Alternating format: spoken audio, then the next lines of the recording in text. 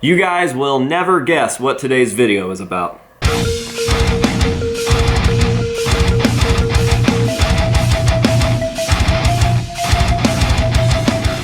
What is going on, ladies and gentlemen? AJ Good here at the House of Masks, where we unbox and review cool stuff almost every single day. And yes, we've got yet another Slipknot mask unboxing to do. It really must just be Slipknot season or something, because we have had no shortage of Slipknot stuff to shoot. We've had no shortage of like stage use scores back to back to back. And hell, even 2 weeks ago, we had a Slipknot member in the House of Masks, and it seems like there might be a couple other members that are interested in coming and checking it out for themselves. Fingers crossed, guys. So with all that being said, let's go ahead and jump on into today's package. As I have mentioned, it is a Slipknot piece, and this comes to us from return sender Temperance Mask Studios, who may just have the record for the most masks sent in by one person in 1 year, because he just hooks me up constantly. He literally will DM me and be like, hey, do you have this version of a gym? And I'll be like, no, I don't. He'll be like, well, you do now. And that's just happened quite a lot. So if the name Temperance Mask Studios sounds familiar, you've probably seen one of the amazing gym root masks that he has sent in here on the channel. And if that's not ringing a bell, then hopefully by the end of this video, you will be nice and familiar with Temperance Mask Studios. So let's go ahead and pull this thing out, talk a little bit about what we've got. It actually feels like there's more than one mask in there, which is going to be cool. So we'll just have to see. Oh, there is. There are 2 masks in here. Man, I should have shot 2 videos. That's what I get for not paying attention. Well, right here on top, as you can see, we have the first ever version of Jim going chinless to expose his beard. Here we have that 2013 Jim Root mask. And this mask would obviously set the course for what his masks would look like for the rest of his time in Slipknot until this very day. Not sure how I forgot that he was sending this piece, but that is super fucking rad and will definitely look good on the shelves with the other ones, which you guys can't see because they're out of frame right now, but I swear they will. So yeah, hell yeah to that one, man. Monsters of Rock 2013, whatever those shows were around that time, that is when Jim debuted this style of mask. And now obviously every album that we've seen since the Gray chapter, he has had a chinless mask that lets his beard flow out. So super, super rad. There's actually some really weirdly accurate weathering marks on this that I didn't think anybody else would really notice, but they are on there. So that one is super, super cool. But the main piece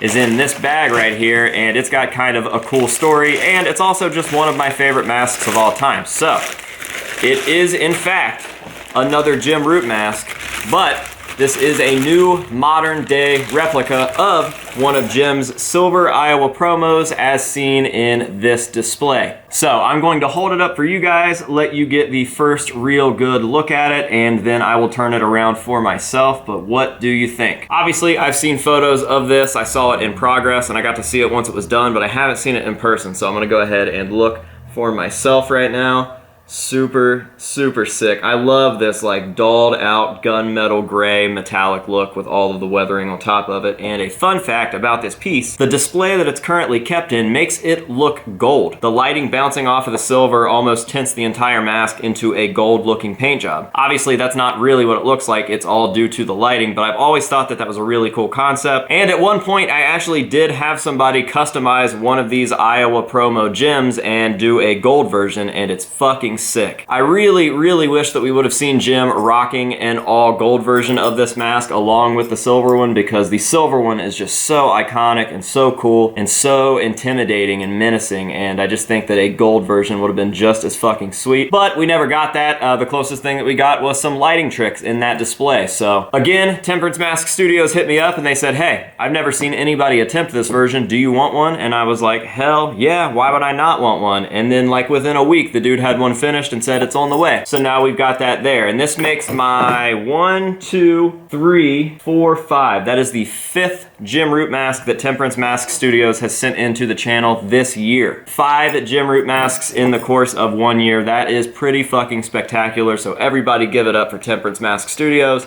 They are the real MVP. So since both of these pieces were so seldomly seen, I don't really have too much to say about them. The craziest thing about this is that it is still kept up and preserved in some sort of display at maybe like a Hard Rock or something like that. And the craziest thing about this one is that it led us into Jim Root's main mask design of the last decade or so. Other than that, they don't have too much stories to tell. This one wasn't used heavily on stage by any means. In fact, I think the only time I ever saw Jim wear this on stage was for the Rollerball DVD, which obviously doesn't really count because that was a staged concert in some movie, but it is what it is. Definitely one of my all-time favorite masks, probably easily my favorite Jim mask of all time is the Silver Iowa Promo, so I'm always down to add a new variation of that to my collection, and it gives you guys a chance to maybe learn some stuff and see some stuff that you didn't know or have ever seen before. But with all that being said, there's not really too much else to talk about, so I am going to go ahead and leave you guys, as always, with some nice up-close shots of these pieces to let you guys see all of the beautiful, beautiful detail.